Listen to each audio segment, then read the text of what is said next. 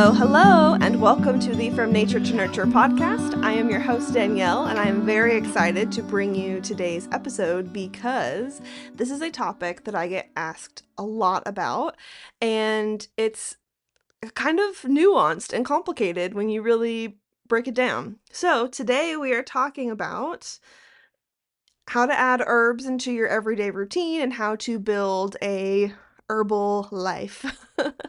So a lot of the times when people first start looking at herbal medicine, they're looking at just medicine, right? So they're looking, how do I swap my anti-inflammatory or pain relieving? Like they're not looking at building a full daily life that is infused with plants all day long. They're looking at just the medicine. But what's so wonderful about plants is that they are multifaceted and these very complex, beautiful beings that are really easy to work with throughout the day. And there's so many different ways that you can layer them in. So I'm going to start by giving you a rough overview of kind of a day in the life for me, how I incorporate plants, and then we'll kind of break it down afterwards. So I start with a morning tea in the morning. I do drink caffeine in the morning, but I choose to get like a black or white tea blend that has medicinal herbs blended in as well.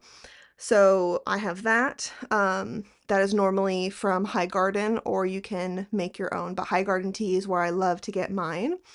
Then I will either add some tinctures or like mineral salts to my water just to kind of help with the electrolyte levels, help it make a little bit more structured, and so I actually absorb the water instead of it just flushing through my system.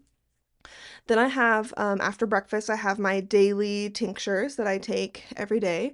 Currently, I'm just working with one, but it could be multiple depending on what's going on in my life.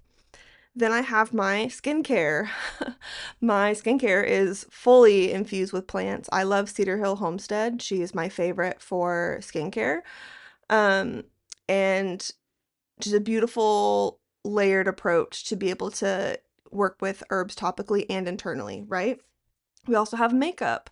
You can get natural makeup or plant-infused makeup. I am currently working with Moonrise Creek and Luna Roots Magic makeup. And then I have a body oil that I put on most days. I have a bunch that I cycle through, but it could be one that I have infused myself or one that I purchased or one that I was gifted. But body oils are a wonderful way to work with plants for skin health and for nervous system health. And then we come to my favorite part, which is the food. Herbal foods are like where I recommend most people start because it's pretty safe. It's low stakes. You're normally working with easy to find plants and safe plants. And you can get really creative and have so much fun. So I will use like herbal seasoning salts in my food, or I will make mocktails or teas throughout the day. I'll make a mocktail with I love oxymels right now, have been really popular in my life, or herbal popsicles, or um, adding in herbal infused vinegars as like a meat marinade or a salad dressing. Like there's so many different ways I will incorporate herbs into food. That's kind of like I'll sprinkle a little bit in throughout the day. And then I normally end my evening with some sort of tea or mocktail and just a good, like, calming, replenishing kind of blend. It's different every day. It just depends on what I'm in the mood for. But that is a basic overview of all of the different ways that I layer plants into my routine. So, a couple key things here before we get into a little bit more details. Consistency is key. Herbs do not work like conventional medicine. They normally need to build up in your system. Every plant's a little different, but they normally need to build up in your system over time. So consistency is key. It also kind of depends on if you're working with something acutely or chronic or just like gentle daily support. Those will be considerations to take into when you are creating your routine and kind of figuring out how you want to layer everything in. Then we have the time of day. Obviously, you're not going to take your sleep support in the morning. You're not going to take your energizing blend in the evening. So some of those are kind of basic and obvious, but I wanted to mention them because we need to. So then, so some tips here. Habit stacking. Habit stacking is how I started being able to incorporate products pretty effectively. So, for example, I take my daily tinctures when I go put my dishes away from breakfast. I have them right there, ready to go on the counter, easily visible. They're not like on a shelf in a cabinet. It would be great if I could do that so that it wasn't have everything on the counter, but that that doesn't work for me. I've tried that. I've tried putting them in the bathroom. I've tried putting them all over different places. You kind of just have to try a bunch of different things and see what sticks for you. So habit stacking is huge. Um, so obviously like morning tinctures, right there when I put breakfast away. If I have like a nighttime tincture, I have those on my nightstand right next to my bed. Same with like my magnesium cream. I normally use my magnesium cream before bed as well, so I have that on my nightstand. So then we have product swapping. Product swapping is also really easy, kind of like how I did with the morning teas. So for years and years and years, I would just have a basic English breakfast tea or a basic Earl Grey, just like the bagged teas from the store. Or I would just buy loose leaf black tea and just do that. Um, a couple things to note there is that bagged tea from the store is normally filled with microplastics. It's just dust. Like it's herb dust. It's like the all the stuff at the bottom of the bag when you get like a big bag of things, and there's not very much in there. So I'm not normally working with black tea as a medicine, but that goes the same for bagged herbal teas, like from the grocery store. Same thing. There's not enough in there for medicinal benefits, and it's a pretty low quality, and then you have to worry about microplastics and weird things being in the bags and the sealants for the bags. So that was why I swapped to either making my own blend or buying from another herbalist. Now, what's great about loose leaf teas is that you can decide how much you want to make each day. So, some days it's a 2 cup morning or it's a pot. If I'm having someone over, I'll just make a pot. Or, I just need like a little bit today, so I can just make a smaller cup. And you can play around with it. There's a million different blends and a bunch of different businesses that do it. But like I said, I love High Garden Tea. They really prioritize quality and everything just tastes amazing. So simple product swaps, that's an example of a product swap. Then we have like skincare and makeup, right? Easy product swaps there. A morning serum, swap it out for a plant infused serum. Um, Same with makeup, like just easy swaps there. Same with that also layers into food where, seasoning salts, instead of using like a Lowry's or something, which don't get me wrong, I still use Lowry's, I love it, but you can make your own seasoning blends or buy your own seasoning blends and work with different like powdered mushroom extracts or nettle or wild garlic. You can work with plants that are seen a little bit more on like the medicinal spectrum than like the food spectrum. So you can just really amplify the benefits and nutrients of your food. Powdered mushrooms, I love working with as seasoning blends because it's the saddest thing in the world. I hate mushrooms to eat them. I really do. And I keep trying every few years and I just don't. And I want to because they're so good for you, but I hate them. So, mushroom powders are the only way that I can really use them and taste them. Um, so yeah, whether that be a mushroom powder as a seasoning salt or adding, I had a friend over the other day and she brought over crackers that she made. She made sourdough crackers and she added in lion's mane. Genius. Couldn't taste them at all, and the crackers were amazing. So there's so many different ways that you can swap things out in terms of food. Same goes for oxymels. And vinegars for like salad dressing. Make a plant infused salad dressing. You can still use culinary herbs. Culinary herbs have medicinal value. That's just not talked about as much. But you can make these beautiful additions to your food and just swap out what you normally use. Do an infused olive oil for your meal. Do yeah, just so many amazing swaps there. And then we have seasonal care. So I reassess and swap around my herbal routine every season because my body's needs are different every season, right? So I'm going to give you a little bit of a rundown of how this works. So I'm going to start with currently when this podcast comes out, it is summer and it's the end of summer. So I'll be moving and switching things soon. But so summer, I'm trying to work with like cooling plants, hydrating plants, a lot of electrolytes, a lot of minerals. Looking at like skin soothing plants, hydrosols, iced teas, maybe like soothing infused oils, things like that, because I am trying to counteract all of this excess heat. And even though it is very humid, my skin is happy, but my internal skins are not happy because I am naturally a dry hot person. So summer is extra rough, and I need that extra support of the mineral rich, hydration dense plants.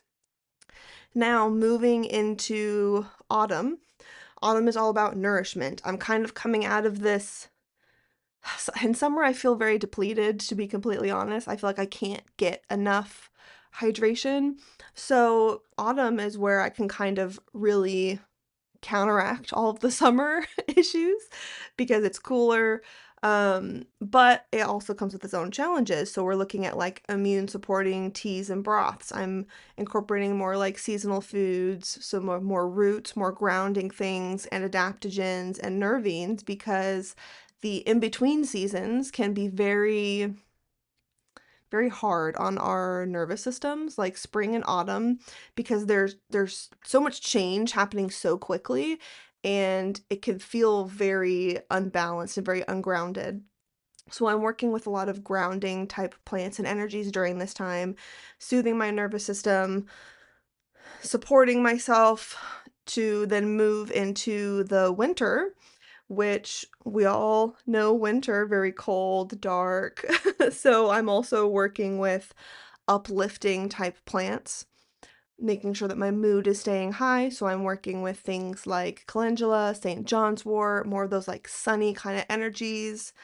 And then we're also working with more like warming spices, so like chai blends, circulatory boosting herbs, things like that, because during the winter we are inside a lot more, we are more sedentary, it is dark, we're eating heavier foods, so kind of thinking about those energies and how to help balance them in my own body.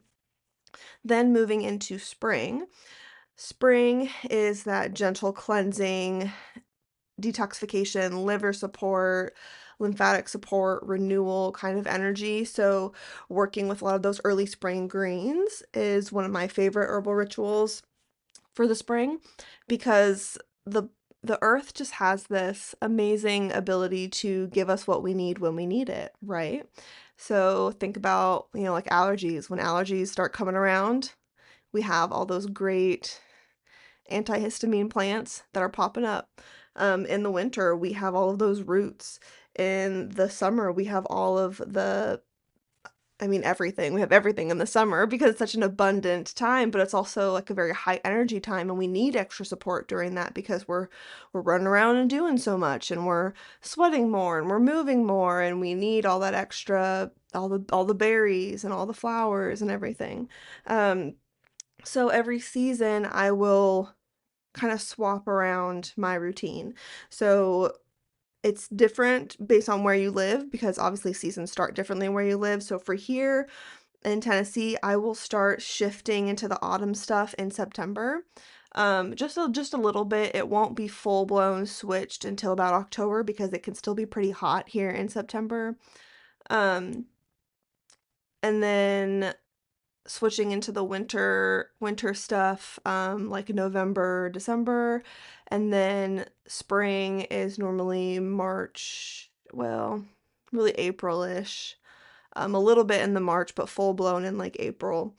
And then starting summer stuff in June. So that's kind of how I would work with the seasons in terms of herbal routines. So then, other than that, your herbal routine or like daily life categories really break down into four main categories: food, body care, household, and medicine. So we have our food swaps that we can make, like I said, those seasoning salts, oxymels, mocktails, teas, all that kind of stuff. Then we have our body care, which talked about like skincare, makeup, herbal infused oils. You can even find herbal infused hair care, all sorts of different options there. Then we have our household products, like our cleaning products, our laundry detergent, our um like incense or candles or different things like that that you can make swaps with herbal options, whether you make them yourself or you buy them from someone else. That doesn't matter. It's that you're layering plants into all different levels of your life. And then we have just the strict medicine, like you're taking the tincture for anti-inflammatory, you're drinking that tea for gut health, like just the strict medicinal component, which is important too. Plants can do it all. So that is a little bit of an overview of how I would build an herbal routine, some different tips and tricks there. Um, just to kind of break it down, my two like big tips of how to incorporate new things is habit stacking and swapping out products. Start small, start with one or two things, maybe like one from each category, food, body care, household, medicine, and kind of just see how it goes. It's a little tricky sometimes. You have to find what works for you. Like I said, with me taking my tinctures, I've tried them in all sorts of different places, my morning tinctures, and even though I found the right spot, sometimes still doesn't take. Sometimes I still skip right over them. But consistency, grace on yourself for not being perfect, and just give it a try. Herbs can be really fun to work with and play with, and there's no better way to meet a plant than by working with it consistently and infusing it into your life. You don't have to place plants in this category of just medicine. They are their own beautiful beings that can be worked with in a myriad of ways, and as you can see in my daily life, there's lots of layers, and I really enjoy it. So I hope you enjoyed today's episode and that you learned a lot. If you have any questions, reach out or let me know, like, if you have any different tips that I didn't cover, and I would love to share that with my audience. To learn more about my classes and other offerings, you can find me at rootandwandercollective.com, and I'll see you along the plant path.